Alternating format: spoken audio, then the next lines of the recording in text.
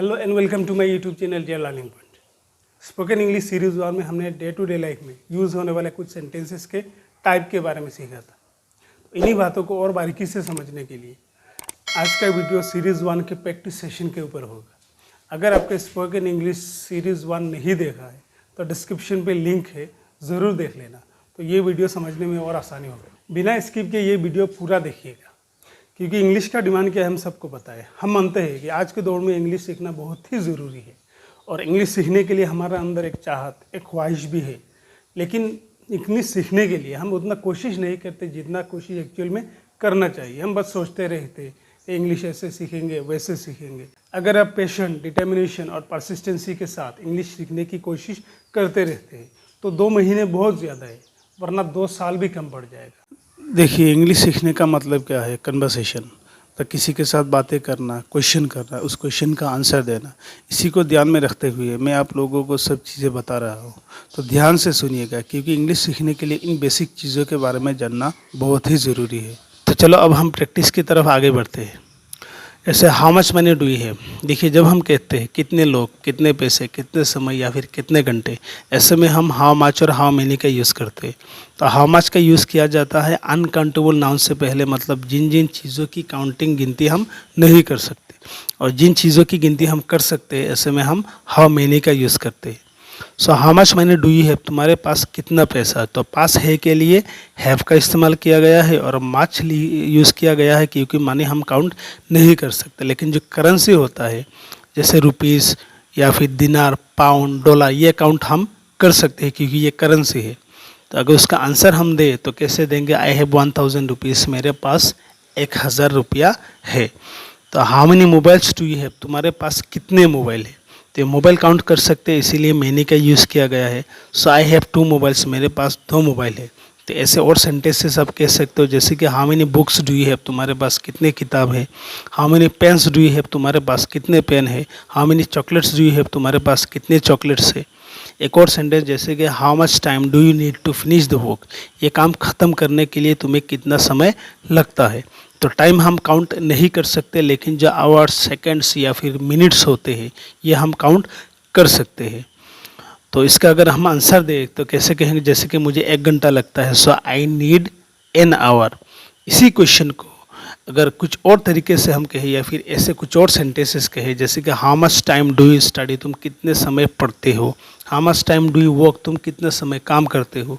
या फिर how much time do you sleep, तुम कितने समय सोते हो। तो ऐसे बहुत से सेंटेंस आप इस तरीके से कह सकते हो। इस क्वेश्चन को अगर हम अलग तरीके से कहें, जैसे कि how long does it take to finish the work, ये काम ख़त्म करने के लिए कितना समय लगता है। इस आंसर अगर हम दे इस क्वेश्चन का तो कैसे देंगे? इट टेक्स एन आवर, 1 घंटा लगता है। तो यहाँ पर हाउ लॉन्ग का यूज़ किया गया है हाउ मच टाइम के बजाय, तो मीनिंग सेम ही होता है।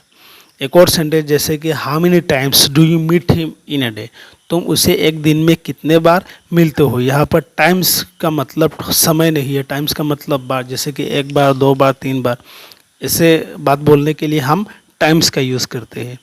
तो I meet him 2 times in a day, मैं एक दिन में उससे 2 बार मिलता हूँ। ऐसे बहुत से सेंटेंस आप खुद से भी बना सकते हो, जैसे कि how many times do you go to the market, तुम कितने बार बाजार जाते हो। How many times do you see him, तुम उसे कितने बार देखते हो। How many times do you watch movies, तुम कितने बार मूवीज़ देखते हो। तो ऐसे बहुत से सेंटेंसेस आप कह सकते हो। एक और सेंटेंस जैसे कि जब हम किसी चीज़ का दाम पूछते हैं दुकान पे जाकर, तो क्या बोलते हैं? तो शॉर्ट में उसे हाउ मच कहा जाता है। अगर उसको पूरा तरीके से आप कहें तो कैसे कहेंगे? जैसे कि how much does it cost, तो इसका दाम कितना है या फिर ये कितने का है। अगर उसका आंसर हम दे तो कैसे कहेंगे? इट कॉस्ट 20 रुपीज़ या फिर इट कॉस्ट 50 रुपीज़, ऐसे उसका आंसर हम दे सकते हैं। एक और सेंटेंस जैसे कि व्हेन डू यू टेक या फिर when do you have your dinner, तुम रात का खाना कब खाते हो। तो खाने के लिए यहाँ पर टेक का भी इस्तेमाल कर सकते हो और हैव का भी इस्तेमाल कर सकते हो। ये काम तुम कब करते हो क्वेश्चन है, इसीलिए डू का इस्तेमाल किया गया है। अगर उसका आंसर हम दे तो कैसे कहेंगे? जैसे कि मेरा 9 बजे खाना खाता हो, तो आई टेक या फिर I have my dinner eight 9 PM।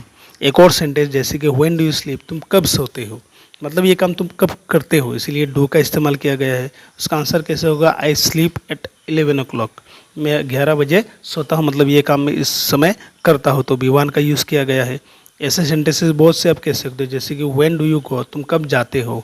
When does he काम, वो कब आता है। व्हेन डज ही स्लीप, वो कब सोता है। तो ऐसे बहुत से सेंटेंस आप खुद से भी बना सकते हो। तो एक और सेंटेंस जैसे कि do you know the boy, क्या तुम उस लड़के को जानते हो। Yes I know the boy, हाँ मैं उस लड़के को जानता हूँ। या फिर no I do not know the boy, नहीं मैं उस लड़के को नहीं जानता। So how do you know him, तुम उसे कैसे जानते हो।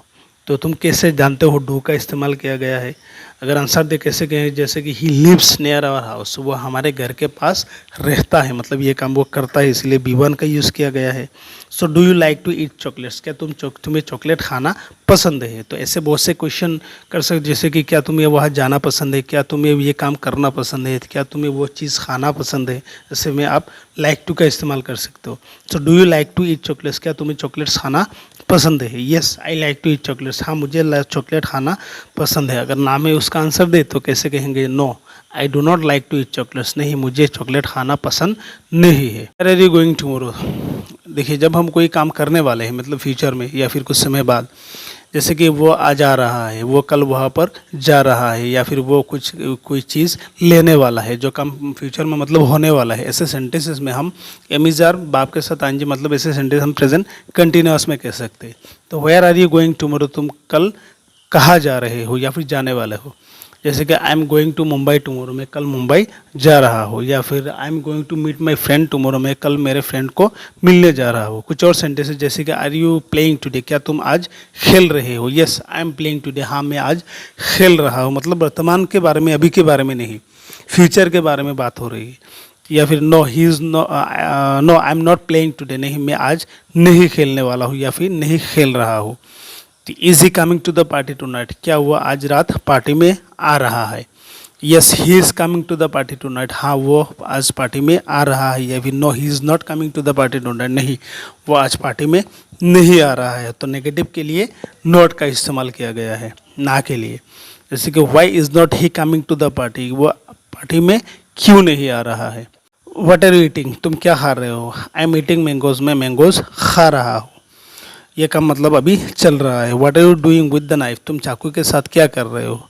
कुछ और सेंटेंस जैसे कि what are you doing with my bike, तुम मेरे बाइक के साथ क्या कर रहे हो।